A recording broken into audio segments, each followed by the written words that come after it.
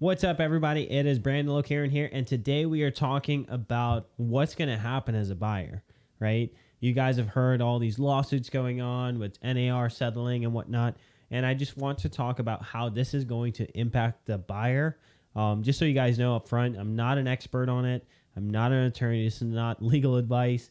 I just want to show you guys my perspective as a real estate agent, as a real estate investor, as someone who cares about people's property rights in America.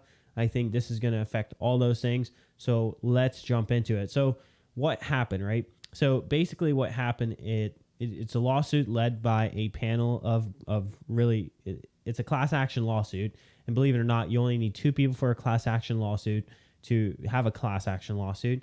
And it was led basically because they were saying that there was collusion between the MLSs, Zillow, and brokerages. So they were saying that basically sellers felt pressured in a need to pay 6% to make sure that they offer a co-oping fee.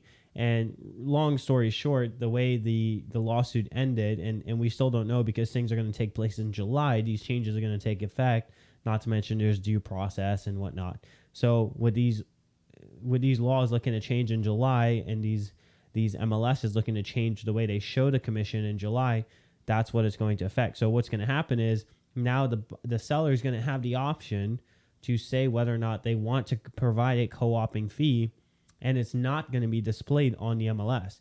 So this is because of the quote unquote collusion with the industry.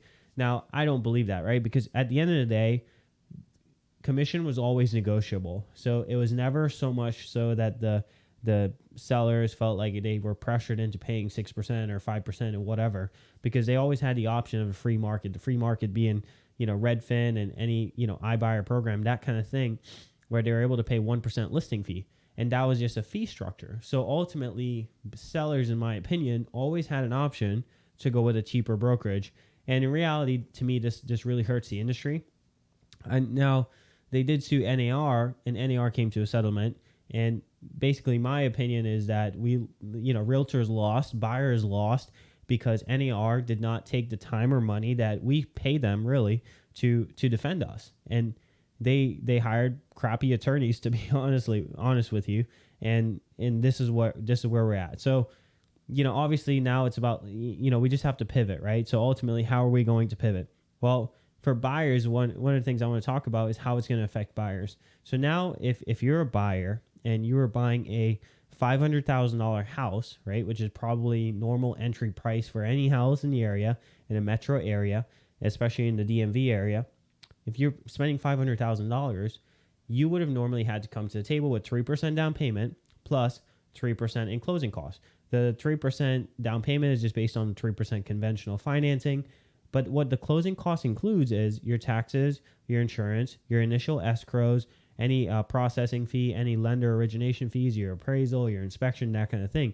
And that all adds up to be about 3%. So now, you're looking at $30,000, right? So you would have had to come to the table with $30,000.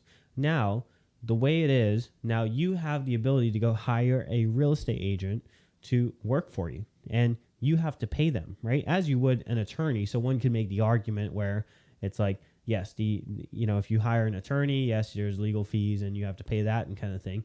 But now you have the opportunity to go hire a real estate agent. So if you hire a real estate agent, generally we make about 2.5% to 3% on the buyer side. We're showing you guys around. We are, taking you in our car, sometimes picking you up from the airport, whatever, right? And we are showing you guys homes. We're writing a contract for you. We're advising you. We're doing negotiations and whatnot. And typically we earn about 2.5% to 3% of our commission. So that is an additional $15,000 on the high end that you would have to come to the table with. So let's say you initially needed $30,000 to buy a house. Now you as a buyer potentially need about $45,000 to buy a house because now you have to go out and hire a real estate agent. And sure, you could hire the cheap guy. You could hire somebody that does it for $500 or $1,000, but are you really going to be represented well? That's what it comes down to. So this is where you guys lose out as buyers. My opinion is that buyers lose out because now you're raising the bar. So if you needed $30,000, you've now raised it to here. Now you need $45,000 to buy a house. So the government and NAR just raised the bar for buyers, raised the bar for homeownership. So what to me this is going to cause is a massive disparity with the people who can afford to purchase a home and the people that cannot afford to purchase a home, right? And that's not why I got into this business. I got into this business to help people, just help people purchase homes, right? And we don't discriminate on price point or anything like that, right? So if you're looking to buy a $100,000 condo all the way up to $3-4 million houses, 10 million, 20 million, we don't care. Like, we are not going to discriminate. However, this really hurts the little guys. This hurts the people that are looking to enter into the market of homeownership, to really go out there and jump into the market. Because now you're not able to do that as well as you'd hope, right? So my one recommendation for buyers are, if you're thinking about buying a house in 2024, do it now, because in July, things will change. Now, what this is going to also cause, to me, in my opinion, with some, and I'm sure things will change with the VA and the FHA, but any government-backed loans are not able to pay commissions. They legally cannot pay commissions. So FHA loans, if you're an FHA buyer or a veteran that earned your VA benefits, you cannot legally pay me to help you buy a home, right? It's not allowed by the Veteran Administration. It's not allowed by FHA. So where does that leave you guys? It leaves you guys either unrepresented, which would be really bad, because then you guys may or may not be taken advantage of. And for me, it's like, that really bothers me, because now there's going to be people out there going out and thinking that they can do this on their own and trying to negotiate on their own, because they're worried about being able to pay their real estate agent. So to me, that's the big loser. That's why I believe buyers and homeowners, new homeowners, are the biggest losers in this scenario, right? Because someone like me, I have the ability to go represent myself because I'm a real estate agent. I can do it. I can do it for zero because I'm buying an investment, right? But now for people, this is how, buyer's agent makes their living.